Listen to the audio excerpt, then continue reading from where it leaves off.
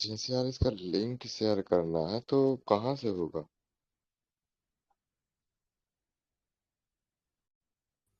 ये आप पेज के, रुको मैं आपको लिंक खुद ही से भेज देता हूँ, 1 मिनट रुकिए आप। मैं आपको चैट पे भेज देता हूँ आपके।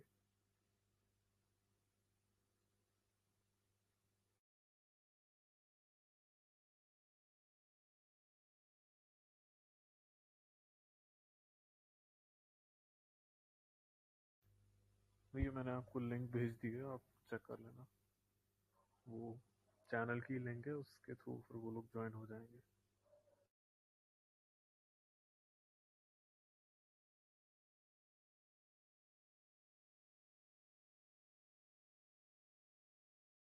अपने अनुराग भाई भी आ गए हैं।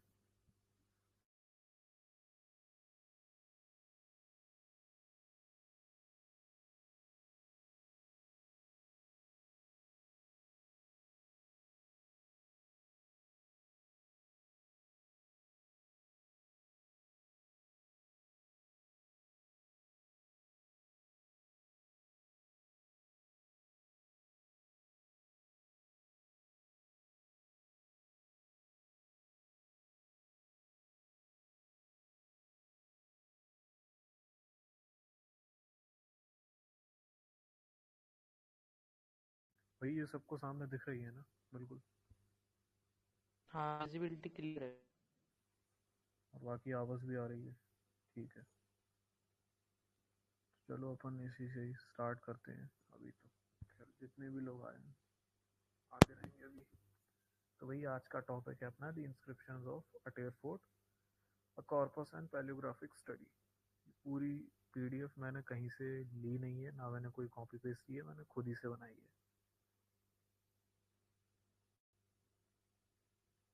तो इसमें अपन सबसे पहला देखेंगे फ्रंट पेज। ये पूरा मैंने बनाया, मैं बाद में ये शेयर कर भी दूंगा। तो सबसे पहला अपन इसका इंट्रोडक्शन देखें तो वही इंस्क्रिप्शन इंडियन हिस्ट्री में काफ़ी रिलायबल प्राइमरी सोर्स रहे हैं, चाहे वो पॉलिटिकल इंस्क्रिप्शन हो, सोशल, आर्किटेक्चरल या modern history, early modern history.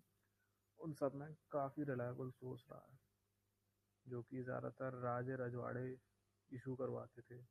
हाँ, जैसे कंस्ट्रक्शन एक्टिविटीज, फलाना किला या महल बना या मंदिर बना, उसको लेकर एडमिनिस्ट्रेटिव प्रैक्टिसेस में, जैसे कि कोई नया राजा नियुक्त होता है तो उस टाइम के भी आपको संस्कृत इंस्क्रिप्शंस मिलेंगे। और कंस्ट्रक्शन एक्टिविटीज़ में ज़्यादातर आपको, कंस्ट्रक्शन और पॉलिटिकल एक्टिविटीज़ में ज़्यादातर आपको चंदेल एरा के इंस्क्रिप्शंस काफ़ी मात्रा में मिलेंगे नॉर्थ इंडिया में। तो इन्हीं सब, इन्हीं में से अपनी एक इंस्क्रिप्शन जो अटेर के किले में है, उसमें अपन 3 इंस्क्रिप्शन आती हैं। एक वही अटेर के किले में राजा का बंगला इंस्क्रिप्शन, जो आप लोग, मैं उसकी फ़ोटो के साथ आपको दिखाऊंगा। रानी का बंगला इंस्क्रिप्शन, जो कि 18th सेंचुरी के इंस्क्रिप्शन है, यानी 1700s के। और जो सबसे पुराना इंस्क्रिप्शन जो अटेर के किले में है वो है 17th सेंचुरी का।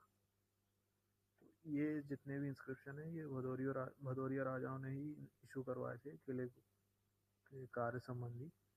और ये ज़्यादातर कंस्ट्रक्शन एक्टिविटी बेस्ड इंस्क्रिप्शन है, ना कि कोई पॉलिटिकल या फिर कल्चरल एक्टिविटी टाइप की। और इनकी एक एक स्क्रिप्ट अपन सब देखेंगे कैसा क्या है। बाकी सबको आवाज़ तो आ ही रही है, 1 मिनट रुकी।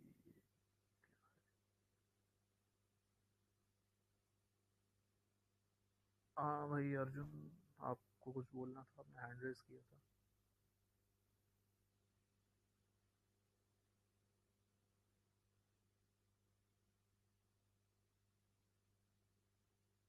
हेलो अर्जुन, आपको कुछ बोलना था, भी आपने हैंड रेस किया था।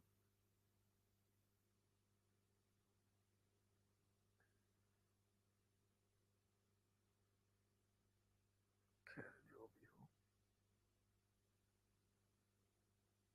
तो भाई सबसे पहला अपन देखते हैं अटेर फोर्ट के बारे में। अटेर फोर्ट की नॉर्मल सी जानकारी कि ये भिंड डिस्ट्रिक्ट में पड़ता है, अटेर तहसील में।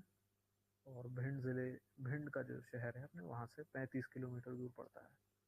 और ये चंबल के बिहाड़ों के बीच में ही पड़ता है। और जो अटेर कस्बा है यानी तहसील है उसके वेस्टर्न साइड में पड़ता है ये किला। और इसका अगर अपन मेजर देखें किले का तो 700 फीट लंबाई में है और 325 फीट चौड़ाई में है। लंबाई अपन ऐसे बोलेंगे कि ईस्ट टू वेस्ट इसकी 700 फीट लंबाई है और नॉर्थ टू साउथ 325 फीट इसकी चौड़ाई है। और इस किले में अगर अपन देखें तो बैस्टियंस मतलब जो बुर्ज होते हैं किले के, जिनमें ज़्यादातर सैनिक खड़े होते थे, तोपें तैनात होती थी। और कभी कभार bastions as a royal housing के तौर पर भी यूज़ होते थे, यानी राजे रजवाड़ों का जो वहाँ रहते थे उस बैस्टियन में वो भी। तो किले में टोटल 15 बुर्ज हैं और जिसमें से 2 रेक्टेंगुलर शेप के हैं। रेक्टेंगुलर शेप के हैं वो रॉयल यूज़ में आते थे, जैसे कि राजा का बंगला और रानी का बंगला, वो रेक्टेंगुलर शेप के हैं अपने। और बाकी जो 2 बुर्ज हैं वो अपने सर्कुलर शेप के हैं। 2 नहीं, मतलब बकाया जो बुर्ज हैं वो अपने सर्कुलर शेप के हैं।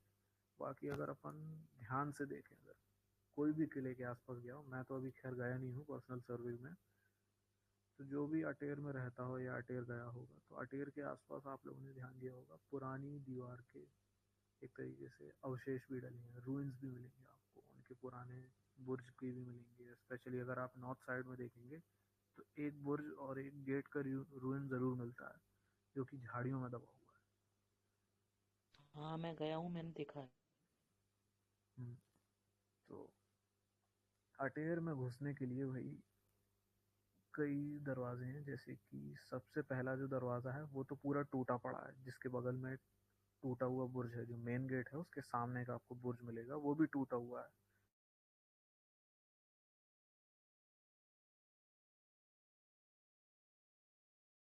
अब वो मुड़ता इसलिए क्योंकि इन केस अगर कभी किले पर हमला होता है या कुछ भी होता है तो हाथी इतनी लंबी डिस्टेंस से दौड़कर किले के मेन गेट पर एक तरीके से ठोकर नहीं मार सकता है, तो फिर उस सेफ वे में थोड़ा टेढ़ा गेट बनाया जाता है।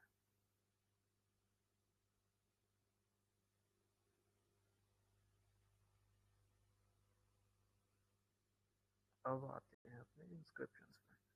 तो सबसे पहला जो अटेर में जो टोटल इंस्क्रिप्शंस हैं, जो ग्वालियर स्टेट का जो आर्कियोलॉजिकल डिपार्टमेंट था उसकी आर्कियोलॉजिकल डायरेक्टरी में जो अटेर किले का मेंशन है उसमें बताते हैं कि टोटल 5 इंस्क्रिप्शंस मिली थी अटेर के किले में। और अगर अभी हाल की स्थिति में देखा जाए, वो सर्वे तो ग्वालियर स्टेट ने 1930s और 40s के टाइम पर किया था, और अभी अपन हाल 2026 और 25 का टाइम में देखें तो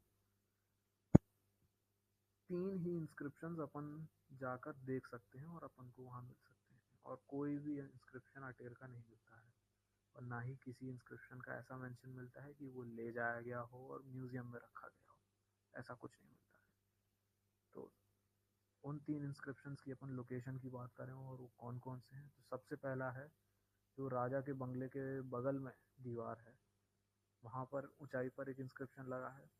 और जो राजा का बंगला के ऊपर स्वयं एक तरीके से पवेलियन बना है, यानी वो छतरी सी बनी है, उसी के आर्चेस के ऊपर है। और सेम हाल रानी के बंगले के वहीं पर है। यहाँ तक समझ में आ गया? किसी को अगर कोई डाउट हो, कुछ पूछना हो?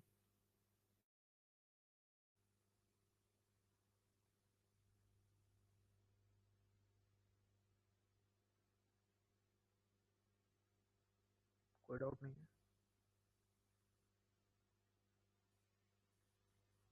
चलो ठीक है।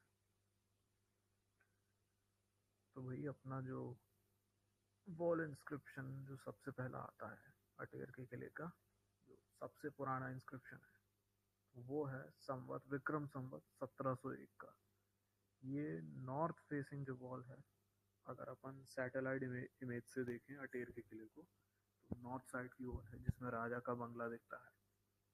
तो उसी के अपर पोर्शन में अपन राइट साइड में देखें सैटेलाइट इमेज से, तो वहाँ पर ये मिलता है। और ये रहा इंस्क्रिप्शन, आप लोग देख सकते हैं। मैं जूम भी करके दिखाता हूँ, ये देखिए।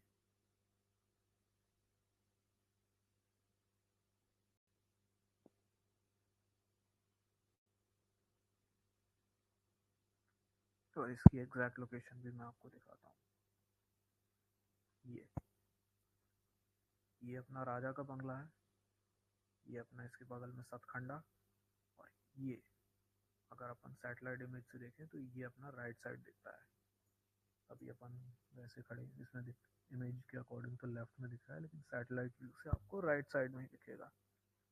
तो ये वाला जो बुर्ज है, जो एक टाइम पर दर्शन झरोखा के तौर पे यूज होता होगा, क्योंकि इसका आर्किटेक्चर बिल्कुल आगरा किले के मुसम्मन बुर्ज जैसा दिखता है। तो ये जो एग्जैक्ट लोकेशन आप देख रहे हैं, यहाँ पर आपको इंस्क्रिप्शन देखने को मिलता है अपना, जो सबसे पुराना अटेर में लगा दिया गया।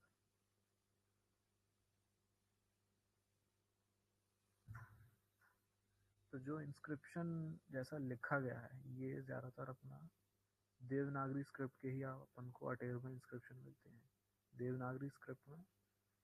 और इसमें टोटल 7 लाइन्स हैं इंस्क्रिप्शन की। और शिरोरेखा, कंटिन्यूस शिरोरेखा मतलब ऐसी चीज़ होती है जैसे आज अपन जो हिंदी लिखते हैं ना, कि जैसे मैंने लिखा कि मेरा और फिर थोड़ी स्पेस देकर नाम शूर सिंह, तो स्पेस दे देकर अपन लिखते हैं। तो पुराने टाइम में ऐसा नहीं होता था।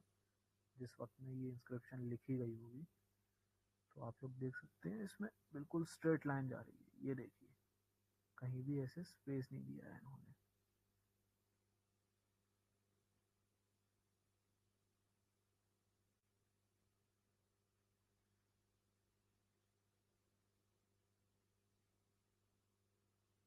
तो भाई इस इंस्क्रिप्शन में दिखाते हैं जो देवगिरी का किला है, अटेर का किला, ठीक है, अटेर का जो इसमें किला है, इसको कोट देवगिरी के नाम से मेंशन किया गया है, जिसका जो निर्माण कार्य है, जो सबसे पहले महाराजा धीराज राजा बदन सिंह देव भदौरिया ने विक्रम संवत 1701 पे, यानी उसी में फाल्गुन का महीना आता है, उसमें स्टार्ट कराया था। और बाकी अपन इसमें देखेंगे, जब राजा बदन सिंह ने स्टार्ट कराया और उसके बाद उनके बेटे यानी राजा बदन सिंह की डेफिनेटली इसके कंस्ट्रक्शन के टाइम पर डेथ हो चुकी थी, क्योंकि उनकी डेथ असल में अफगानिस्तान वाली मुगल कैंपेन में हुई थी। तो इसका आगे का निर्माण कार्य उनके बेटे राजा महासिंह ने कैरी ऑन कराया था। तो इसका जो एंडिंग ईयर है इसका काम का, तो वो है 1725 विक्रम संवत। इसकी मैं बाद में आपको अब करंट इंग्लिश कैलेंडर के हिसाब से डेट भी बताऊंगा। उसके भादों का महीना आप लोगों ने घर में सुना होगा, भाद्रपद का जो महीना है, उसमें इसका ये कार्य समाप्त हुआ था कंस्ट्रक्शन का। और इसका जो निर्माण कार्य था, वो मुगल बादशाह औरंगजेब के कार्यकाल में था। यानी जब ये किला बन रहा था, तब दिल्ली में या आगरा में मुगल सल्तनत के औरंगजेब का शासन था। और जो औरंगजेब के ही पैट्रोनेज तो नहीं, मतलब उसी के जानने में ये बना था। तो एक इम्पीरियल आर्किटेक्ट भी आया था, यानी मुगल आर्किटेक्चर के लिए एक इम्पीरियल आर्किटेक्ट भी आया था, उसका नाम था मियाँ ताशे खान नाम से। ये देखिए, मैंने हाईलाइट भी किया है, उसका नाम मियाँ ताशे खान था।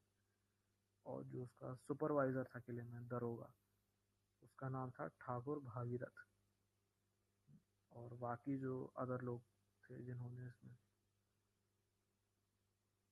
कंट्रीब्यूशन दिया, तो उसमें नाम आता है महेश तुवर। यानी उसमें तो इंस्क्रिप्शन में तुवर लिखा है क्योंकि वो डायलेक्ट की वजह से आता है, लेकिन असल में ही वो महेश तोमर। और उसके साथ नैनुसाई नाम से एक आदमी था। और बाकी संगत रास यानी स्टोन कटर। संगत रास इज अ पर्शियन वर्ड। संगत मीन्स स्टोन एंड रास मीन्स कटिंग। तो स्टोन कटर थे संगत रास, नैनुसाई।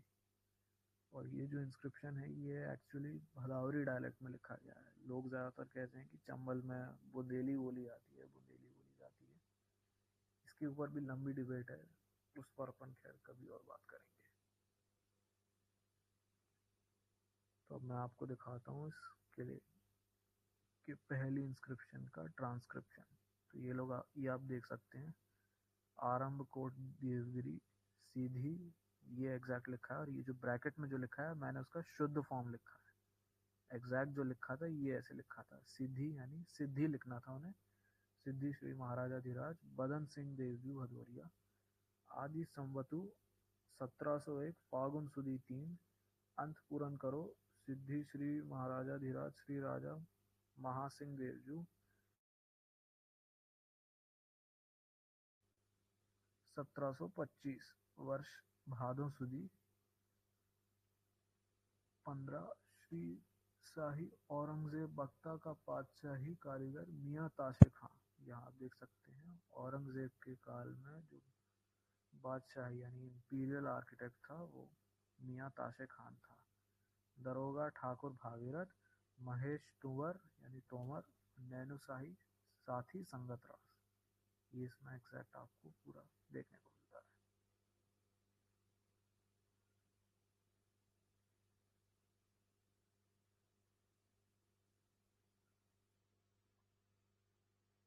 राजेश सिंह जी भी आ चुके हैं। राजेश सिंह जी आप फेसबुक पर है ना, मैं शायद सही पहचाना।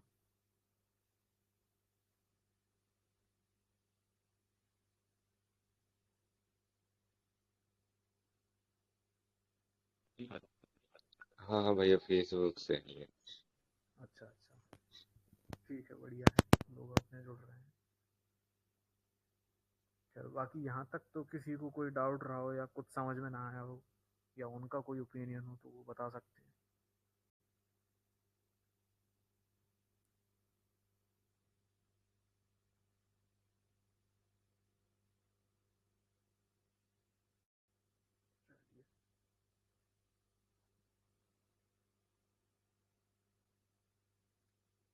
इसका पूरा मैंने इंग्लिश ट्रांसलेशन है, ये आप देख सकते हैं। आरंभ कोट देवगिरी सिद्धि श्री महाराजाधिराज श्री राजा बदन सिंह देवजू भदौरिया आदि संवतु फागुन सुदी 3 अंत पूरन करो सिद्धि श्री महाराजाधिराज श्री राजा महासिंह देवजू संवत 1725। ये पूरा सेम इसी का इंग्लिश ट्रांसलेशन है और बाकी इसकी एक्सप्लेनेशन मैंने यहाँ रख दी है इसकी। तो भाई इसका जो कंक्लूजन आता है, ये ज़्यादातर जो अपने भदावर की इंस्क्रिप्शन है ये रीजनल वर्नाकुलर यानी रीजनल डायलेक्ट जो चलता था मुगल काल के बाद जितनी भी इंस्क्रिप्शन मिली हैं वो अपन को रीजनल डायलेक्ट यानी भदावरी बोली में ही मिलते हैं ज़्यादातर। और इसमें अपन और जो मुगल इन्फ्लुएंस जो भारत पर था उस टाइम, एक तरीके से पर्शियन और हिंदुस्तानी भाषा जिसे आज अपन हिंदी बोलते हैं, उसका भी अपनी भदावरी भाषा पे एक इन्फ्लुएंस दिखता है। जैसे पर्शियन एडमिनिस्ट्रेटिव वोकेबलरीज भी यूज़ हुई हैं और संस्कृत रॉयल टाइटल और चीज़ें भी यूज़ हुई हैं जैसे महाराजाधिराज और तमाम ऐसी हिंदी यूजेज भी है इसमें काफ़ी। तो जो विक्रम संवत ईयर है 1701, तो अगर अपन जैसे अभी वर्ष चल रहा है 2026, तो 2026 से अपन देखें तो सन 1644 में इसका कार्य चालू हुआ था अटेर दुर्ग का और 1668 में इसका कार्य पूर्ण हुआ था सन 1668 में। ज़्यादातर आप लोग देखेंगे यूट्यूबर्स और तमाम गूगल पर ब्लॉग्स देखेंगे कि भाई अटेर के किले का, इवन कुछ रील्स में भी आप लोग देखेंगे जो अटेर के किले का निर्माण कार्य है वो लोग बताते हैं सन 1764 यानी 1664 से 1668 यानी 1768 में। तो भाई ये तो कहीं से प्रैक्टिकली पॉसिबल हो नहीं सकता है कि 4 साल में 60-70 एकड़ का किला बनकर तैयार हो गया फिनिशिंग के साथ। चूने को सूखने में ही 6 महीना लगता है, तो भाई 4 साल तो नियरली इम्पॉसिबल है। एक्चुअल इसका टाइम है 1644 टू 1668, जो कि आराम से 24-25 साल का अंतराल दिखाता है।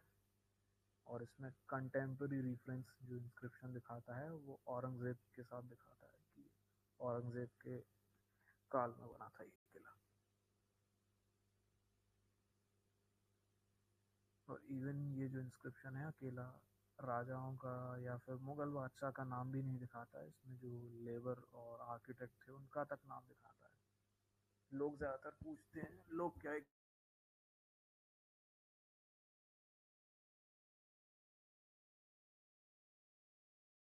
खुद भूल गया हूँ। तो अटेर का किले का सबको याद रहना चाहिए, मियाँ ताशे खान अपना किले का कारीगर, एक तरीके से आर्किटेक्ट था। और उसमें जो दरोगा था, सुपरवाइजिंग ऑफिसर, वो था ठाकुर भागीरथ और महेश तोमर नाम से। और बाकी स्टोन मेसन्स भी लगे थे, संगत रास।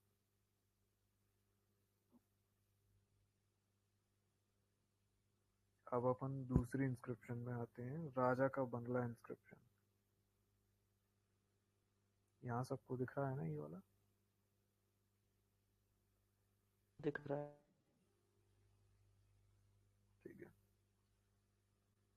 तो ये जो इंस्क्रिप्शन है, इसकी अपन एग्जैक्ट लोकेशन अगर देखी जाए तो किले का जो दूसरा चौक है, जिसमें आपने एक कुआं भी है और एक मंदिर की छतरी भी बनी हुई है, तो ये वहीं पड़ता है जहाँ पर सतखंडा महल बुर्ज जो भी है वहाँ पर भी मिलता है। तो सतखंडा के सामने वाला। हाँ हाँ, तो वही जो चौक बनी हुई है उसी में ही क्या थ्री बोलते हैं। स्टाइल में, हाँ। हाँ, तो उसी बीच में ये इंस्क्रिप्शन है अपना, दिखाते हैं। तो ये जो नॉर्थ साइड है, अगर अपन उस चौक पर आएंगे तो उसका नॉर्थ साइड अगर आप देखेंगे तो वहीं पर पड़ता है राजा का बंगला सामने, जो थोड़ी टूटी फूटी अवस्था में डला है। उसी के ऊपर एक पवेलियन यानी एक छतरी नुमा, जिसमें 2 कमरे भी हैं। उसी छतरी के बीच में जो आर्चेस हैं, मैं दिखाता हूँ आपको। ये यहाँ ये 2 कमरे हैं, जिनके 2 दरवाजे, तो ये 5 मेहराब बने हैं। और यहाँ इसके ऊपर एग्जैक्ट लोकेशन है इंस्क्रिप्शन की, शिलालेख की। अब इस इंस्क्रिप्शन का अपन देखते हैं इसमें क्या लिखा है। ये भी सेम देवनागरी स्क्रिप्ट में लिखी गई है, और वही शिरोरेखा वे जो है उसका उसी में। और वर्टिकली इलोंगेटेड लेटर फॉर्म्स हैं इसके, जो ज़्यादातर हर भदावरी इंस्क्रिप्शन में मिला है। और ये इंस्क्रिप्शन जो स्टार्ट होती है वो श्री गणेशाय नमः से स्टार्ट होती है। और इसका जो संवत वर्ष है, ये कौन से संवत को दिखाती है, वो दिखाती है 1822, यानी सन 1765 ईसा कैलेंडर, यानी जो अपना आज का जो कैलेंडर है 2026-25, उसमें ये बताता है सन 1765 में। और जो पौष का महीना रहता है, जनवरी या अब दिसंबर के लास्ट का और जनवरी की शुरुआत का, उसमें जो पौष का महीना रहता है, उसमें इसका कार्य शुरू हुआ था, निर्माण का। और इसका जो निर्माण कार्य था वो किसके लिए बना था, वो था महाराजा धीराज श्री महाराजा बखत सिंह देव, जो बखत सिंह महाराजा बखत सिंह थे भदावर के, उनके लिए बना था। और एक्चुअली अगर इसका अपन देखें, ये जो महल है पूरा, यहाँ पर राजा बखत सिंह के कार्यकाल में डेफिनेटली एक भूकंप ज़रूर आया था, जिसकी वजह से ये जो बिल्डिंग थी स्पेसिफिक, यहाँ पर एक सिग्निफिकेंट अमाउंट ऑफ डिस्ट्रक्शन हुआ था भूचाल से। दरार आई होगी, टूटा फूटा होगा, खैर, पर कोई बड़ा नुकसान ज़रूर हुआ था, जिसके कारण इसका निर्माण हुआ। वो भी मैं आपको दिखाऊंगा। और इसका जो आर्किटेक्ट था, ये जो अपना राजा का बंगला है, वो था उस्ताद मोहम्मद अमीन। उस्ताद मोहम्मद अमीन। तो अब आप लोग नोटिस एक चीज़ करे होंगे कि भाई मुस्लिम आर्किटेक्ट क्यों है अपने किले के उसमें। मुस्लिम आर्किटेक्ट इसलिए क्योंकि जो मेनली अटेर भदावर के मैक्सिमम जो आर्किटेक्चर अभी तक देखने में आए हैं, वो ज़्यादातर मुग़ल आर्किटेक्चर में बने हुए हैं, मुग़ल और राजपूत शैली के मिक्स में। तो उसमें इम्पीरियल सुपरविज़न काफ़ी ज़रूरी रहता था। इम्पीरियल सुपरविज़न यानी जो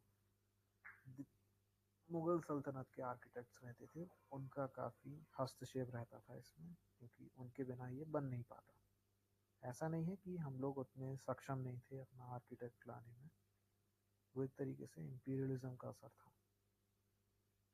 तो यहाँ पर अपन देखेंगे इस किले का जो सुपरविजन किया था कंस्ट्रक्शन में, तो उसमें 2 दरोगा थे, एक था पृथ्वीलाल और एक था नित्यानंद। और बाकी अपने साथ में संगत रास यानी स्टोन मेसन, स्टोन कटर, जो पत्थर की नक्काशी वगैरह करते थे लोग, उन्हीं के। अब मैं आपको दिखाता हूँ ये इंस्क्रिप्शन कैसा। तो सबसे पहले आप देखेंगे इसमें श्री गणेशाय नमः संवतु 1822 मिति पौष वदीय सोमे, यानी पौष महीने के सोमवार में सिद्धि श्री महाराजाधिराज श्री महाराजा श्री महाराजा बखत सिंह देवजू कदीम बंगला भूचाल सो सिटी भयो सो फेरी बनवायो उस्ताद मोहम्मद मोहम्मद लिखा है, मोहम्मद मैंने करेक्ट करके लिखा है, अमी दरोगा और पृथ्वीलाल व नित्यानंद संगत रास। इसमें अपन देखेंगे, मैं आपको हाईलाइट करके दिखाता हूँ। श्री महाराजा बखत सिंह देवजू कदीम बंगला भूचाल सो सिटी भयो, यानी भूचाल, भूचाल जो आप लोग समझते हैं ना, अर्थक्वेक, भूकंप, उससे ये टूटा फूटा था और उसमें काफ़ी सिग्निफिकेंट डैमेज आए थे, इसलिए देखेंगे सो फेरी बनवाया, तो इसको दोबारा बनवाया। ये अपन को यहाँ पर इसका एक रेफरेंस मिलता है। तो ये जो इंस्क्रिप्शन है ये अकेला एक कंस्ट्रक्शन को ही नहीं दर्शाता है, ये साथ में एक सिस्मोग्राफिक यानी एक नेचुरल आपदा के बारे में भी अपन को बताता है, जो कि काफ़ी कम ही मिलता है। अगर मेडिवल हिस्ट्री में देखें तो इंडियन मेडिवल हिस्ट्री में तो 1505 का भूकंप दिखाते हैं, अपन को अकाल के बारे में बताते हैं। भूकंप के रेफरेंस में सन 1505 का ही एक भूकंप के बारे में पता चलता है, जब सिकंदर लोदी का शासनकाल चल रहा था दिल्ली पर। और दूसरा, अगर अपन इस इलाके के हिसाब से देखें अपने भदावर वाले इलाके में, तो ये दूसरा ऐसे भूकंप का रेफरेंस मिलता है जो कि कंटेम्प्रेरी और एपिग्राफिकल है। एपिग्राफिकल यानी किसी शिलालेख में मिला है। यहाँ तक किसी को कोई भी डाउट, कुछ समझ में ना हो या किसी को कुछ भी पूछना हो?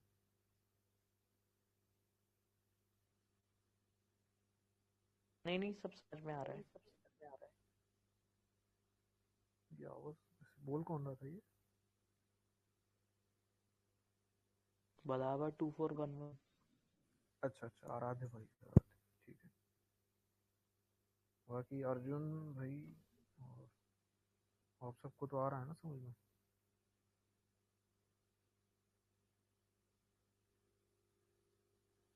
हेलो अर्जुन, आवाज आ रही है भाई मेरी? आ रही है, आ रही है।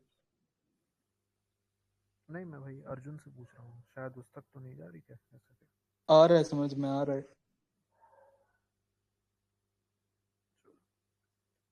आगे बढ़ते हैं ये अपन। और ये जो सेम इंस्क्रिप्शन है ये भदावरी बोली में ही लिखा गया है, ये आप देख सकते हैं इसमें। श्री गणेशाय नमः संवतु 1822 मितीय पौष वदी सोमे सिद्धि श्री महाराजाधिराज श्री महाराजा बखत सिंह देवजू कदीम बंगला भूचाल सो सिटी भयो सो फेरी बनवायो उस्ताद मोहम्मद अमी दरोगा पृथ्वीलाल व नित्यानंद संगत रास। ये पूरा ऐसे पढ़ने में आता है। अब भाई इंस्क्रिप्शन में आप कोई अगर पूछे मुझसे कि भाई ये कैसे पढ़ा, कहाँ से पढ़ा, तो भाई भदावरी जो बोली है उस पर मेरा थोड़ा बहुत शुरुआती रिसर्च था, ये कैसे क्या ओरिजिनेट हुई, कौन कौन सा इन्फ्लुएंस है इसमें। तो और बाकी जो पुराने नागरी स्क्रिप्ट थी उसको थोड़ा स्टडी करके मैंने इसको डिसाइफर किया था इंस्क्रिप्शन को।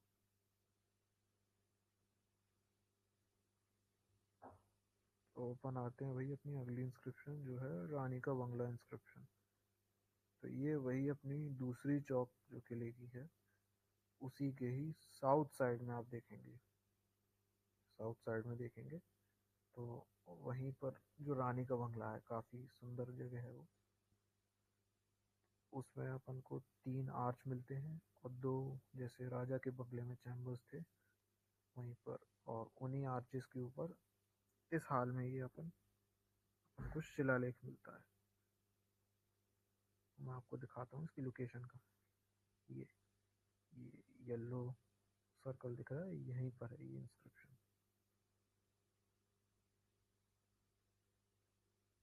यहाँ तक तो किसी को कोई डाउट नहीं?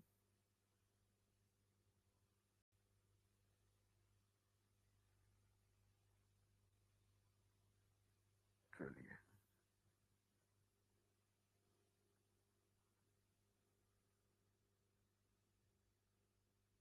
ये जो इंस्क्रिप्शन है ये भी सेम शिरोरेखा स्टाइल में लिखा गया है। एक तरीके से वही जो सीधा अपन बिना स्पेस दिए अपन जो लिखते हैं उसे शिरोरेखा टाइप में बोलते हैं। और ये भी सेम श्री गणेशाय नमः से स्टार्ट होती है। और ये संवत 1833, यानी जो राजा का बंगला जो राजा बखत सिंह ने अपना रेनोवेट कराकर बनवाया था उसके 10 साल बाद बना था। और ज्येष्ठ का महीना है ना, यानी जेठ का महीना, अगर आप लोग लोकल घर में सुनते होंगे कि भाई जेठ का महीना चालू हो गया अपनी मम्मी या पापा वगैरह से, जितने ही पुराने लोग हैं वो जेठ का महीना बोलते हैं, जेठ का महीना। अपन शुद्ध हिंदी में बोलें तो ज्येष्ठ का महीना बोला जाता है। उसी के ही बुधवार यानी वेंसडे को ये बना था इंस्क्रिप्शन। और इसका जो अपन इंग्लिश कैलेंडर के हिसाब से समय निकाले तो 1776 यानी लेट 18th सेंचुरी में ये निकलता है। और ये जो पैलेशियल स्ट्रक्चर यानी ये जो महल नुमा आकृति है, यानी ये जो महल है रानी का बंगला नाम से, ये राजा बखत सिंह की अथॉरिटी में यानी राजा बखत सिंह के ही शासन में बना था। और ये जिसके लिए बना था वो था जो राजा बखत सिंह की पटरानी थी, वो थी सिसोदिया रानी। वो सिसोदिया रानी मेवाड़ से ही थी। मेवाड़ में एक ठिकाना है या फिर थोड़ा काफ़ी इम्पोर्टेंट ठिकाना है बनेड़ा नाम से या बनेरा नाम से। उन्हीं के यहाँ की ही ये रानी थी सिसोदिया रानी। इनका नाम तो ऐसा रेफरेंस में नहीं आता है, लेकिन इन्हें महाराज कुमारी श्री महारानी सिसोधनी देवजू नाम से दिखाई देता है अपन को हिस्ट्री में। और ये जो इसका पूरा खर्चा था इसके लिए, ये जो महल का रानी का बंगला, इसका पूरा खर्चा रानी ने ही अपना उसमें अपनी ही ट्रेजरी से दिया था इसके कंस्ट्रक्शन के लिए। और इसमें भी जो सेम आर्किटेक्ट है वो अपन को उस्ताद मोहम्मद अमीर देखने को मिलता है, जो सेम राजा के बंगले में था 10 साल बाद जो बना है। और यहाँ पर इसका दरोगा है, उसका नाम है सवरजीत और नैनसुख। और इसमें सेम संगत रास भी अपने स्टोन कटर्स। अंत में जो इसके इंस्क्रिप्शन लिखा है शुभमस्तु यानी मेड बी ऑस्पिशियस, यानी सब अच्छा हो। तो अब इस इंस्क्रिप्शन को अपन पढ़ते हैं। श्री गणेशाय नमः। संवतु जेठ सूर्य बुधवार बंगला बनवायो सिद्धि श्री महाराजाधिराज श्री महाराजा महेंद्र बखत सिंह बहादुर देवजू के हुक्म माफिक श्री महाराज कुमारी श्री महारानी सिसोदनी देवजू नाजरिम हली मनीरूप ने उस्ताद मोहम्मद अमी दरोगा संवरजीत संगत रास नैनसुख शुभमस्तु। ये पूरा ऐसे अपन को इंस्क्रिप्शन देखने में आता है जिसमें टोटल लिखा हुआ है। तो ये अपन यहाँ से अपन पढ़ते हैं, वो तो मैंने नॉर्मल टेक्स्ट पढ़ा, अब मैं आपको इसमें दिखाता हूँ। ये अपन देख सकते हैं श्री गणेशाय नमः।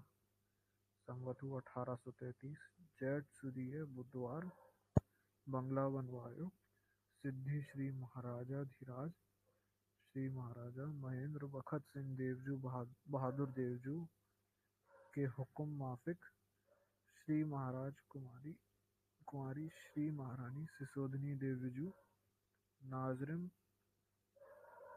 हलीम अनिरूप क्या लिखा है ये, नाजरिम हलीम अनिरूप ने उस्ताद मोहम्मद अमी दरोगा सवरजीत संगत रास नैनसुख शुभमस्तु। ये ऐसे अपन देखने में मिलता है।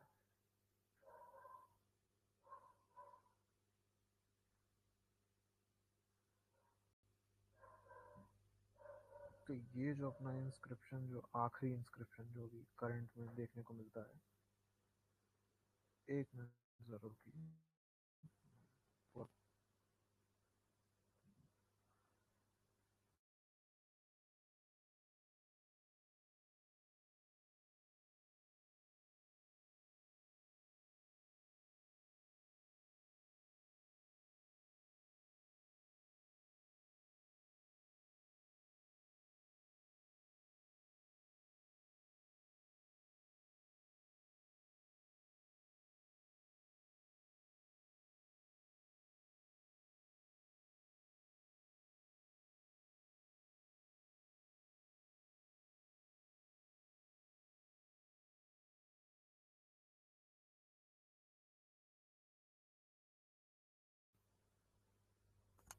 हेलो, आवाज आ रही है?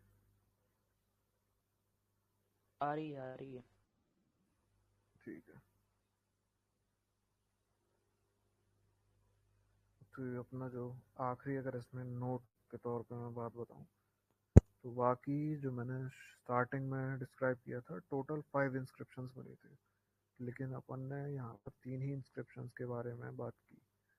बकाया के 2 इंस्क्रिप्शन अभी अगर अपन किले में भी पूरी छानबीन करें तो ये अपन को कहीं नहीं मिलते हैं, ना ही इनका कोई आर्कियोलॉजिकल डिपार्टमेंट का या ग्वालियर स्टेट का कोई ऐसा डॉक्यूमेंट मिलता है। हाँ, खैर, मैं अभी तो ऐसे गया नहीं हूँ इस किले में। कभी अगर पर्सनल सर्वे मैंने किया अटेर का तो ज़रूर मैं देखना चाहूँगा।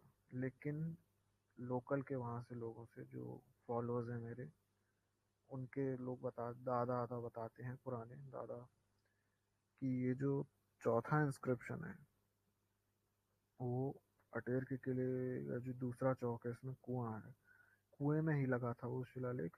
पर वो एक तरीके से टूट फूट कर या फिर किसी भी एक्सीडेंटल कॉज की वजह से वो उस कुएं में ही है वो इंस्क्रिप्शन। और एक मैंने पर्सनली जिनसे बात की थी आगरा में, वो है डॉक्टर शंभू सिंह भदौरिया। उन्होंने 1985 में खुद ही पर्सनली सर्वे किया था किले का, अटेर के किले का। उन्होंने भी सेम बात बोली थी, जो चौथा इंस्क्रिप्शन है वो उस कुएं में, कुएं के बाहर ही लगा था, और वो उस कुएं में ही डला हुआ इंस्क्रिप्शन है। कुआं तो अभी रेनोवेट हुआ है, वरना 2013 और 14 के टाइम पर वो काफ़ी टूटा फूटा था। 2016 के जो रेनोवेशन था उसमें वो इंस्क्रिप्शन उस कुएं में ही था, ना कि एएसआई वालों ने उसे निकालने की कोशिश की थी।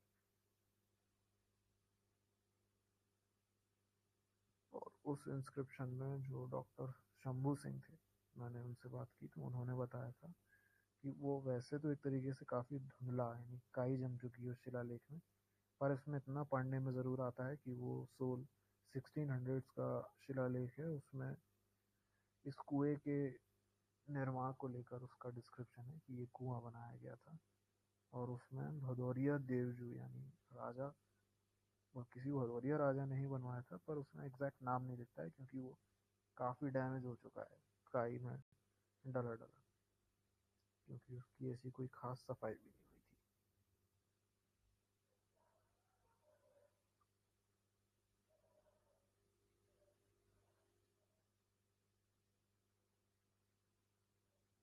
तो भाई, अब अपन इसका जो कंक्लूजन आता है, निष्कर्ष, तो अटेर किले का भाई इससे नाम भी पता चलता है, कोट देवगिरी था।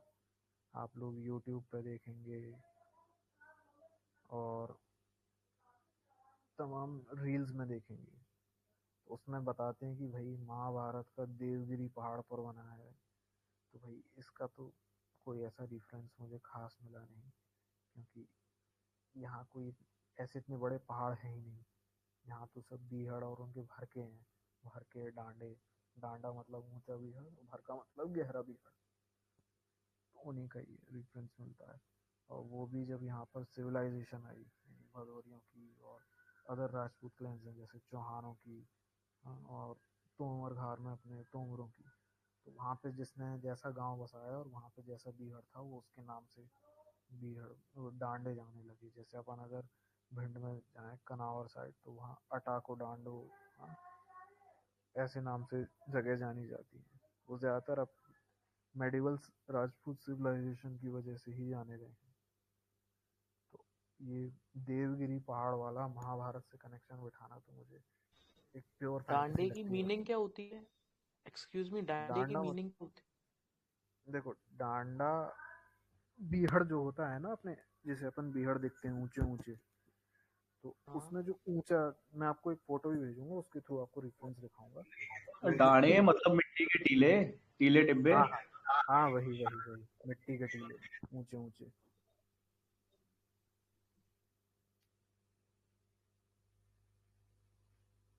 और उसी के ऐसे ही मुझे ये जो महाभारत वाला जो क्लेम है, ये एक तरीके से काफी एब्सर्ड लगता है। इसमें कहीं मुझे ऐसा प्रूफ समझ में नहीं आता है कि ये महाभारत से एक्चुअली कनेक्टेड होगा।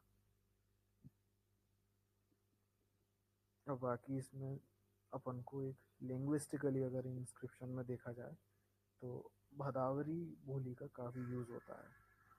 तो लोग जो कहते हैं कि भाई चंबल में अपने इलाके में बुंदेली बोली जाती है, भाई बुंदेली नहीं, यहाँ का लोकल डायलेक्ट भदावरी ही है, जिसका एक अपन को, इसका काफ़ी वास्ट लिटरेचर भी है। जो अपन आगरा साइड, अपन जो रूरल एरिया है, जो बहा वाला है, बहा और पेनाट वाला एरिया है, वहाँ के पुराने लोग, कायस्थ कम्युनिटी है, ब्राह्मण कम्युनिटी है, वहाँ से कई कवि ऐसे निकले हैं जिन्होंने भदावरी बोली में कई कविताएं लिखी हैं।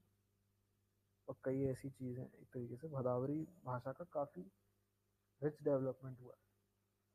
इस रिच डेवलपमेंट में सबसे ज़्यादा अगर अपन कंट्रीब्यूशन माने तो जो अपने भदावर में कायस्थ कम्युनिटी है, जैसे सक्सेना, श्रीवास्तव, इन लोगों का काफ़ी अच्छा कंट्रीब्यूशन रहा है अपनी बोली को एक तरीके से लिटरेचर के तौर पर डेवलप करने में।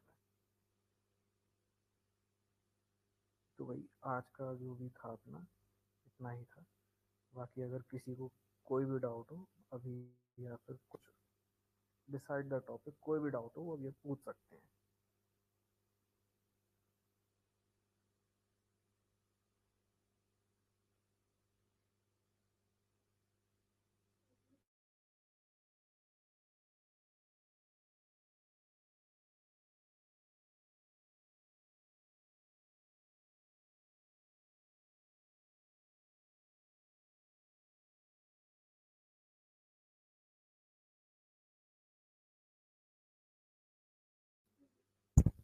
अभी भी अगर किसी को कोई भी डाउट हो तो पूछ सकता है।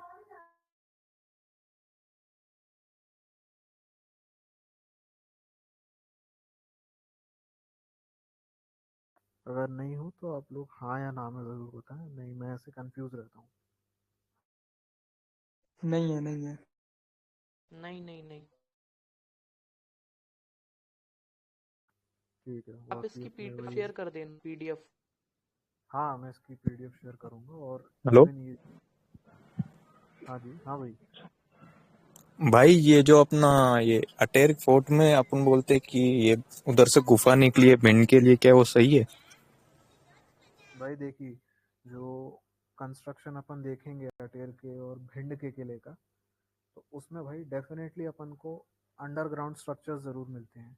और इवन जो आर्कियोलॉजिकल सर्वे हुए हैं ग्वालियर स्टेट के द्वारा, उसमें भी अपन को देखने को मिलता है। मैं आपको वो कभी शेयर भी करूँगा ऑन स्टोरी पेज की, कि जो अंडरग्राउंड स्ट्रक्चर्स हैं किले के बीच में, वो ज़रूर बताते हैं कि उनका ज़रूर है, मतलब अंडरग्राउंड स्ट्रक्चर्स और सुरंग ज़रूर है।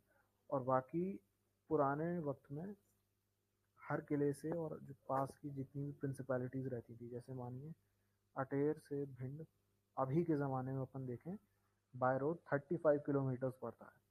और तब ऐसे रोड तो थे नहीं कि डामर का रोड हो, यहाँ अपन राजा साहब कार में बैठे और भिंड पहुँच गए, ऐसा हिसाब नहीं था। भिंड के किले से, एक मिनट रुकिए,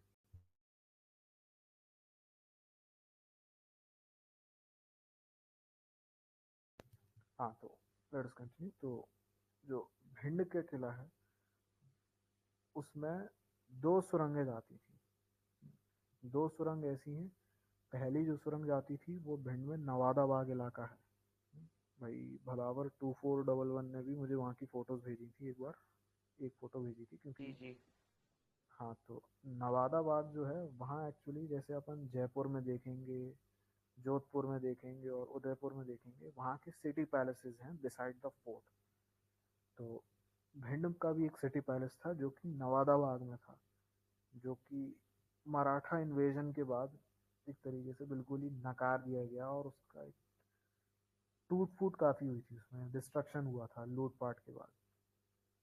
लेकिन वहाँ की जो ज़मीनें थी वो भदौरिया राजा के अंडर में आती थी टिल 1947।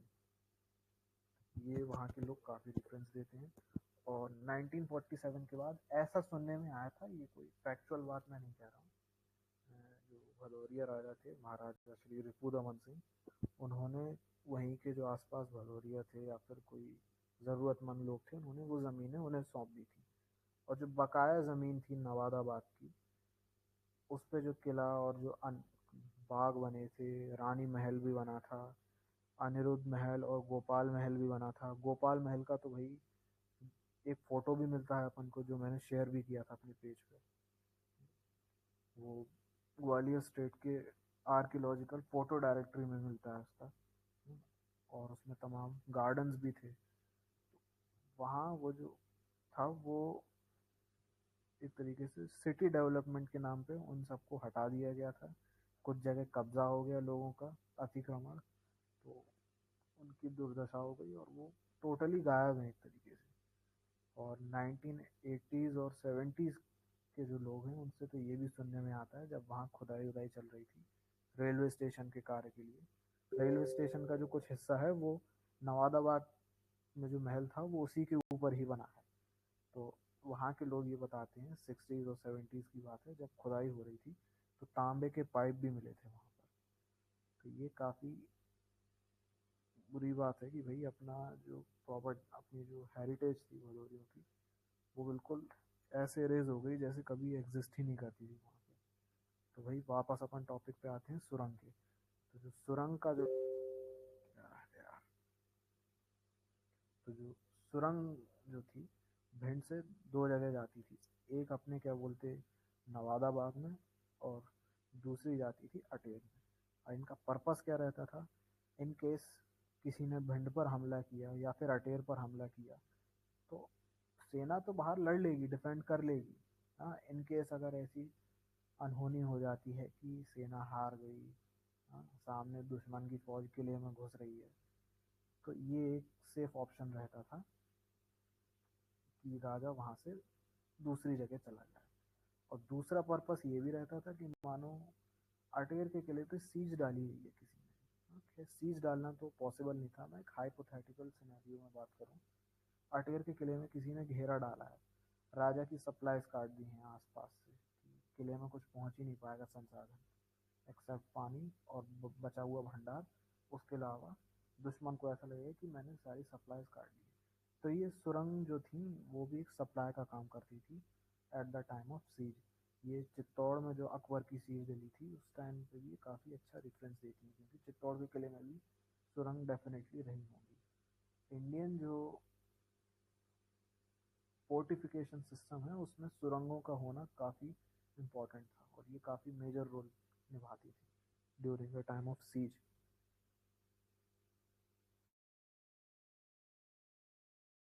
और कोई डाउट किसी को? ना ना।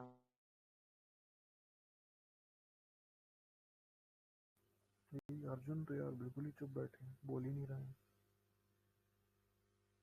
हाँ या ना? आ रहा है, समझ में आ रहा है। चलिए ठीक है, तो भाई आज का अपना इतना ही था। अगर किसी को बोरिंग बोरिंग तो नहीं लगा मतलब?